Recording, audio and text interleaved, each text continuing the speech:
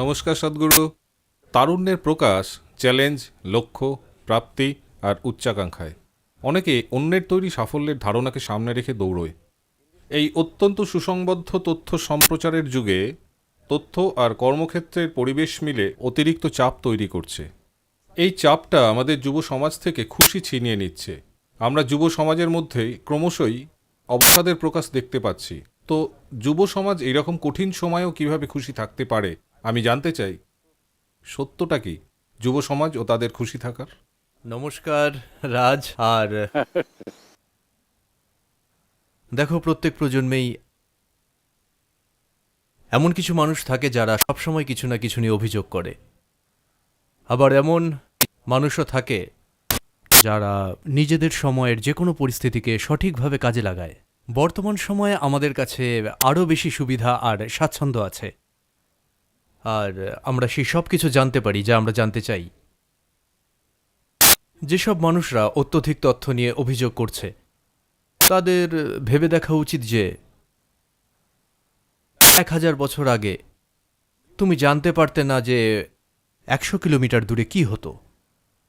এমনকি যদি কোনো দুর্ঘটনা ঘটতো বা চমৎকার কিছু হতো তোমার থেকে 100 কিলোমিটার দূরে, সেই তথ্যটা জানতে 1 থেকে 2 মাস সময় লাগতো। আজ পৃথিবীর যে কোনো জায়গায় যাই হোক না কেন তুমি সেটা দ্রুত জানতে পারো, আর তুমি সেটা নিয়ে অভিযোগ করছো। দয়া করে এটা নিয়ে কোনো অভিযোগ করো না, কারণ এটা আমাদের প্রজন্মের সব থেকে বড় সুবিধাগুলোর মধ্যে একটা। প্রযুক্তিগত দিক থেকে আমরা এখন সব থেকে বেশি শক্তিশালী। আগে কখনো কোনো মানব সভ্যতা আমাদের মতো শক্তিশালী ছিল না, কারণ আজকের এই প্রযুক্তিগত ক্ষমতায়ন। আসলে তুমি নিজেকে সেই জীবনটার জন্য প্রস্তুত করনি যেটা তোমার পরিচালনা করা উচিত। সেই জন্যই এখন তুমি সেই প্রযুক্তি নিয়ে অভিযোগ করছো যেটা তোমার জীবনকে আরও সহজ আর স্বচ্ছন্দ করেছে। ভেবে দেখো, 1000 বছর আগে যদি তুমি এখানে থাকতে,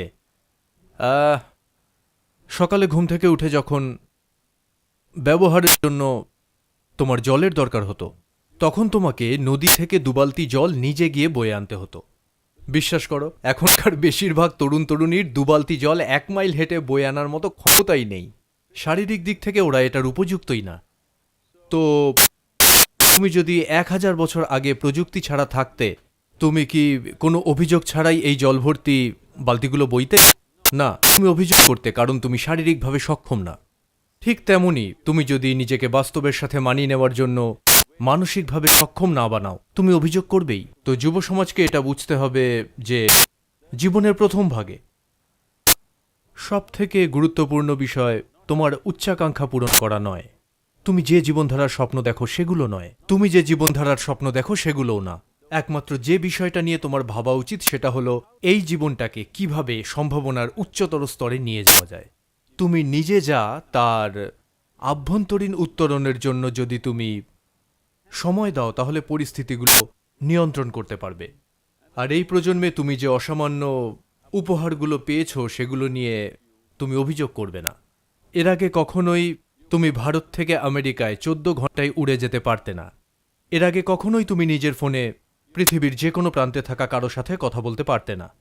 এর আগে কখনোই সারা পৃথিবীর অসংখ্য ঘটনা দেখতে পেতে না, কিন্তু এখন তুমি এমনকি মহাকাশে কি হচ্ছে তাও তুমি দেখতে পাও।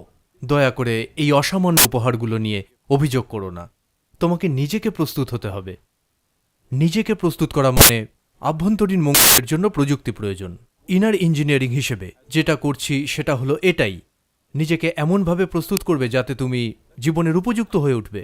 নিজেকে জীবনের উপযুক্ত বানানোর বদলে তুমি পারিপার্শ্বিক জীবনকে বদলাতে বলছো নিজের জীবনের অক্ষমতার ভিত্তিতে।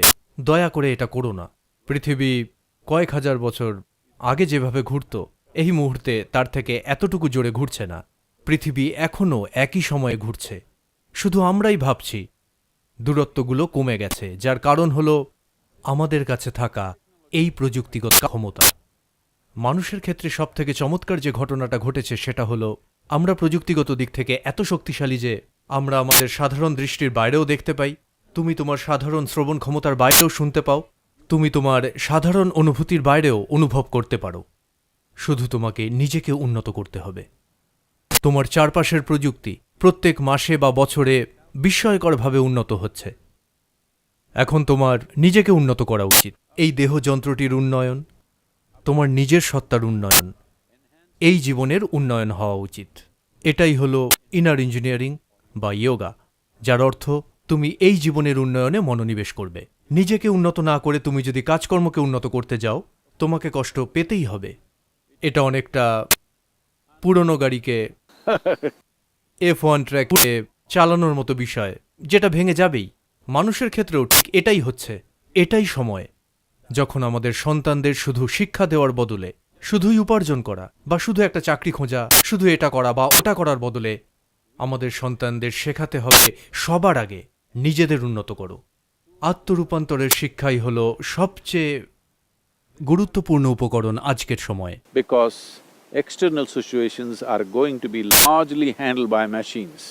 It's very important you are little smarter than the machines that you handle.